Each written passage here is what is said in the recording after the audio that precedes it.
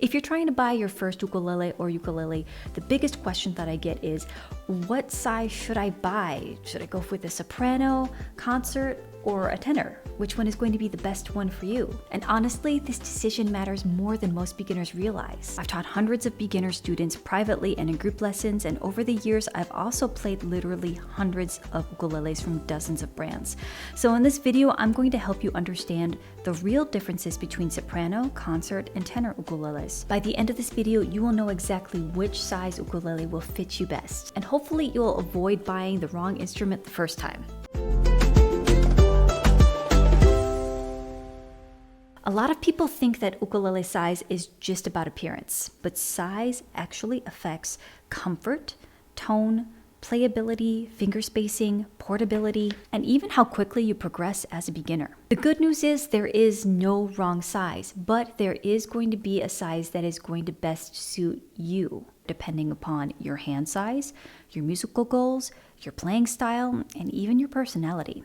So let's break down the three main sizes. There are three main sizes: soprano, concert, and tenor, with the soprano being about 21 inches long and usually has 12 to 15 frets, the concert about 23 inches long and usually 15 to 18 frets, and a tenor about 26 inches in length and usually has 17 to 19 frets. Generally, the bigger the ukulele, the deeper the tone of the instrument. The longer the neck, the more space between the frets you have. The soprano is the smallest and most traditional size. This is the sound most people think of when they imagine a classic Hawaiian ukulele. Now, here are some things to consider when you're purchasing a soprano.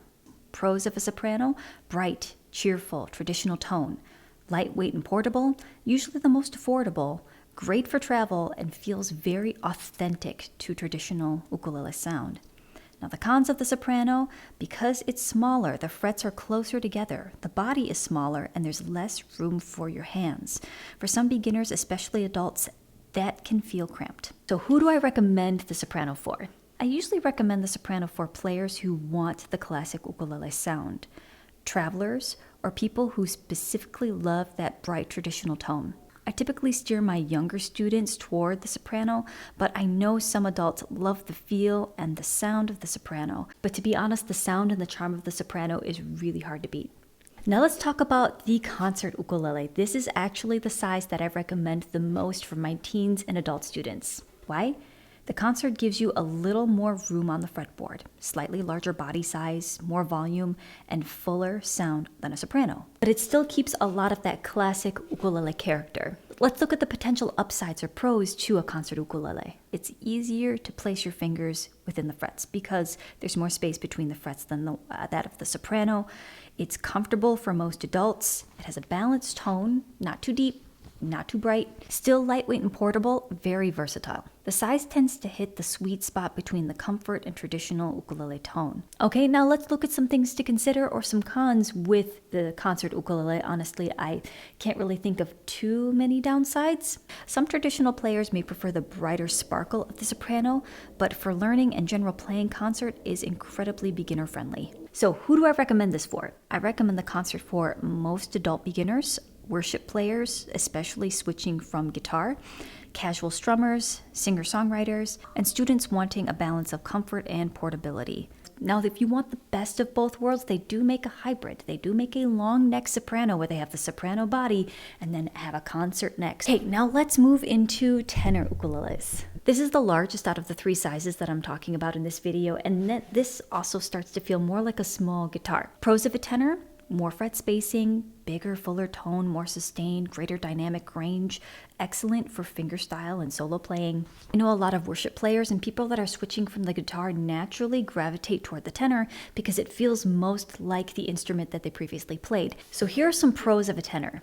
Many professional players prefer tenor because it gives them more tonal depth and room to express themselves musically. The longer the fretboard is, the more options you have to play up the neck. But there are trade-offs. Tenors are larger, less portable, usually more expensive, and sometimes lose a little of that classic ukulele sparkle. For some beginners, especially smaller players or younger students, tenors can feel bulky at first. Who do I recommend the tenor for? I usually recommend tenor for players coming from guitar, adults with larger hands, fingerstyle players, worship musicians, and people that want something that is deeper than that soprano sound. My number one recommendation when you're trying to figure out like, okay, what size is going to be best for me is to try as many as you possibly can. If you can drive to a store, that's just even better. Like without even the intention of buying something, just try before you buy. Borrow from friends. Think about like, what do you think is going to be the most comfortable for you? You will know. People are like, how do I find the one? Oh, you'll know. Now, one of the best ways to understand the real clear difference between all three is just to hear them side by side. Now, they're different models, they're also different brands, and they're also made out of different materials. So you do have to keep that in mind because tone would affect the tone essentially, but just in general, you'll hear a soprano, a concert, and this tenor side by side, so you can hear the general difference between the three.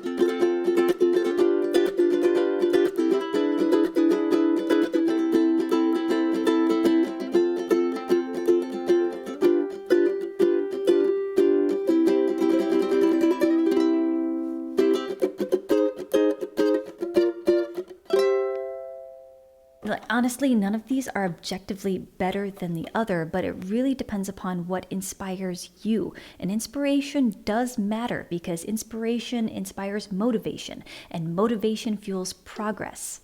Now let's talk about what actually matters when you're purchasing your first ukulele, because size is only one thing to consider. Number one, the setup matters more than sound. This is huge. I would rather see a beginner with a properly set up affordable ukulele than an expensive, poorly set up one. Two, avoid the extremely cheap ukuleles, especially one from big box stores. I have seen some gnarly ukes in my day, and I wouldn't even call it an instrument. It's more of like an exploratory toy. Some super cheap ukuleles simply won't stay in tune and make learning harder.